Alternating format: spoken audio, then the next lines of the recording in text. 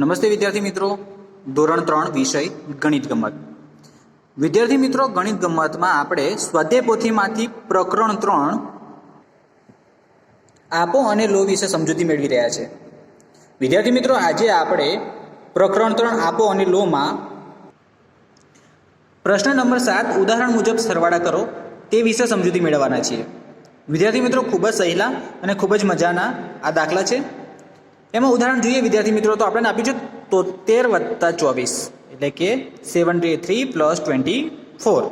હવે વિદ્યાર્થી મિત્રો, 73 + 24 કરવા માટે આપણે ઉદાહરણ શું આપ્યું છે જુઓ. તો 73માં 3ની સ્થાન કિંમત અને 7ની સ્થાન કિંમત બંને લખી દીધી છે, બરાબર છે. અને બાજુમાં 24માં 4ની સ્થાન કિંમત અને 2ની સ્થાન કિંમત 20 થાય, તો બંનેની સ્થાન કિંમત લખી દીધી છે. હવે શું કરવાનું છે વિદ્યાર્થી મિત્રો, આપણે દશકનો સરવાળો કરવાનો.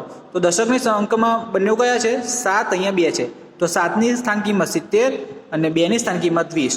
એ બેનો સરવાળો કરીએ એટલે 7 ને 2 9, 9 ના 9 અને 0 એટલે 90 થઈ ગયા વિદ્યાર્થી મિત્રો. અને એકમના અંકનો સરવાળો, તો આ જો એકમના અંકનો સરવાળો કર્યો છે, તો 3 અને 4 7. તો હવે 90 અને 7 97 થઈ ગયા વિદ્યાર્થી મિત્રો. તો આવી રીતે આપણે આ સરવાળો કરવાનો છે. આ તો વિદ્યાર્થી મિત્રો આપણી પાસે તૈયાર ઉદાહરણ હતું, પણ આપણે એક દાખલો જાતે ગણી જોઈએ. તો દાખલા નંબર 1 જોઈએ આપણે. જો દાખલા નંબર 1માં આપણને આપ્યું છે 32 + 56. તો બાળકો 32 + 56 આપેલું છે. તો સૌથી પહેલાં આપણે શું કરીશું? 32માં દરેક અંકની સ્થાન કિંમત લખી દઈશું, બરાબર છે.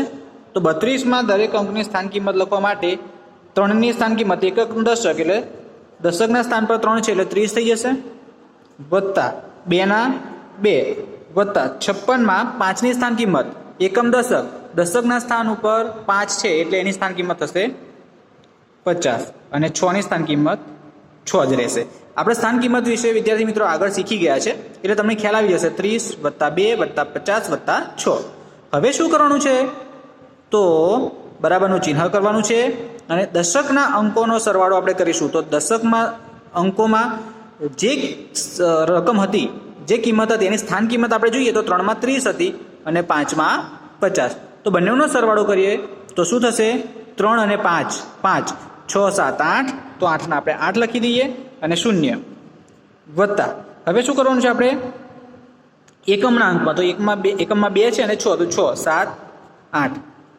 તો 80 ને 8 88. તો વિદ્યાર્થી મિત્રો આવી રીતે આપણે આ સરવાળા કરી શકીએ છીએ. આગળ એક ઉદાહરણ જોઈએ, દાખલા નંબર 6. બાળકો દાખલા નંબર 6માં આપણી પાસે છે 36 + 23. તો આગળ આપણે શીખી ગયા એવી જ રીતે કરીશું. બરાબરનું ચિહ્ન કરવાનું સૌથી પહેલાં. હવે શું કરીશું? પહેલાં સૌથી પહેલાં આપણે દશકના અંકની સ્થાન કિંમત એટલે એકમ દશક, દશકના સ્થાન ઉપર 3 છે, તો 3ની સ્થાન કિંમત થઈ જાય 30 વત્તા 6 ના 6, કારણ કે 6 એકમના અંક ઉપર છે, વત્તા એકમ દશક, દશકના સ્થાન ઉપર છે 2, તો 2ની સ્થાન કિંમત દશકના સ્થાન ઉપર છે એટલે થશે 20.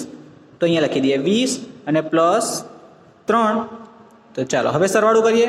સૌથી પહેલાં કોનો કહીશું? દશકના અંકોવાળો એટલે કે 30 અને 20નો. તો તમને ખબર છે 30 અને 20 50 અને 6 અને 3 9. તો 9 લખી દો.